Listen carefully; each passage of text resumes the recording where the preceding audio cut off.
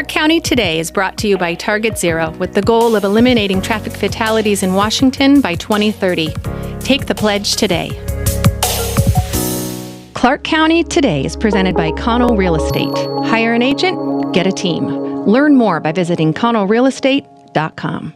Hey everyone, Chris Brown here with your ClarkCountyToday.com video update for Thursday, March 4th. Well, Clark County Public Health reported 33 new COVID-19 cases since yesterday. No new deaths. Active cases dropped to 236, with 19 confirmed and one suspected case making up 3.5% of hospital space in Clark County.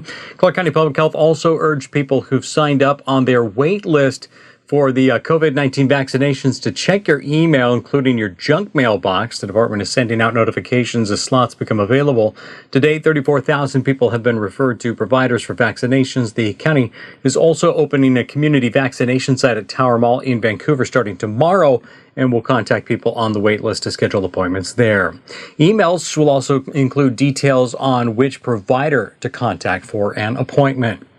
The Vancouver School Board unanimously selected current Camas School Superintendent Jeff Snell to become the next top administrator for Vancouver Public Schools.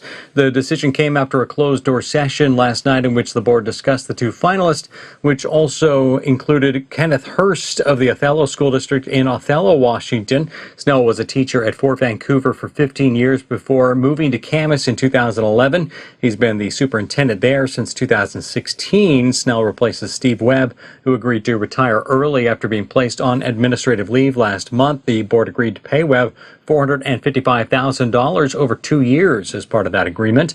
A contract with Snell has yet to be negotiated.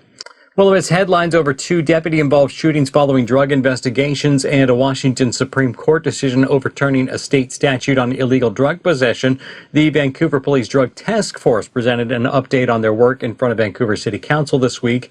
At least one council member, Ty Stover, called the presentation frustrating for its lack of focus on equity and how drug investigations disproportionately impact people of color. The Drug Task Force largely focuses on drug dealers, which is still illegal, even with the recent Supreme Court decision.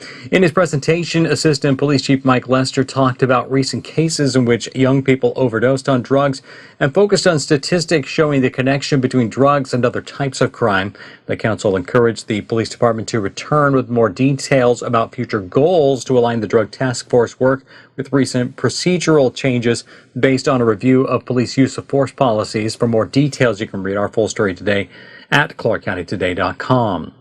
Recently elected members of the Clark County Charter Review Commission met for a special workshop last night. The main goal of the 2-hour-long meeting was to collectively list out the group's top issues for coming meetings and discussions.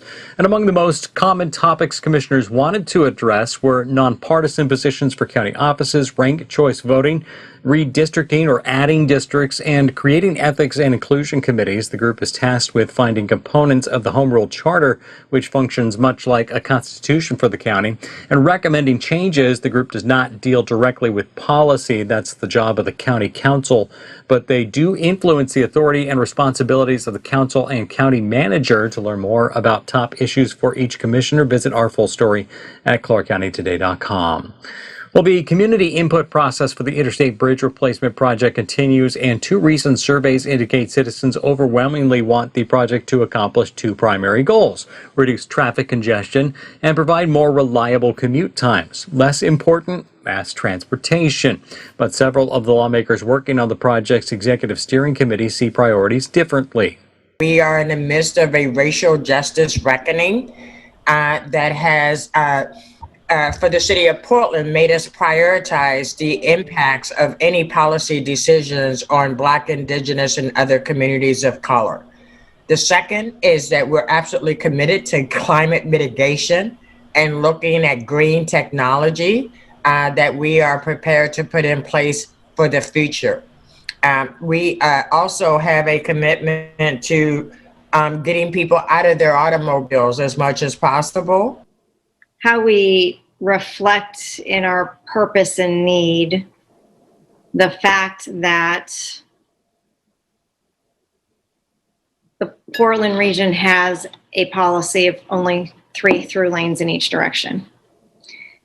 And we are still working on the rest of our system to make sure that there are 3 through lanes in each direction. This portion already has 3 through lanes in each direction. The project team intends to finalize its purpose and needs statement in the coming months, which will guide the framework of the final plan. To see more details from both community surveys, head over to clarkcountytoday.com. Well, lastly, this afternoon, Paul Valencia loves talking football. He loves talking to football coaches, and he did just that this week in preparing our preview of some high school football games happening this weekend. Here's Paul. As we head into another week of this abbreviated high school football season, we just had to find out how Skyview scheduled a game last week. Skyview was supposed to have a bye in the first week of the 4A schedule. Crazy things can happen, though, when you answer a phone call. With only 24 hours notice, Skyview overcame the challenge with an overtime win at WF West in Chehalis. We watched Union beat Camas last week and then Hawkinson take down Woodland. But we can't be at every game, so instead, the plan is to check in with coaches throughout the week to compile more notes. This week, we talked to 7 coaches from the region. Here are some of the tidbits. Important information from La Center. This week's game against Montesano has been moved to Saturday and away from La Center's home grass field. Instead, the game will be played at Woodland High School and its turf field at 1 p.m. Saturday. Please take note of that. Ridgefield honored Taz Roberts and his family at its first home game last week, and the Ridgefield defense got another shutout. And Columbia River has a huge game against Hawkinson on Saturday, a battle of 2-0 squads.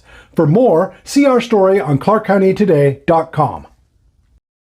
All right, thanks, Paul. Good luck, teams. And that is your Thursday check of the stories we're following for you at clarkcountytoday.com. Be sure to check us out on Facebook, Twitter, and Instagram to see when stories are posted and be part of the conversation. You can send news tips and story suggestions to news@clarkcountytoday.com. For all of us, I'm Chris Brown. Thanks for watching. We'll be back with you again tomorrow.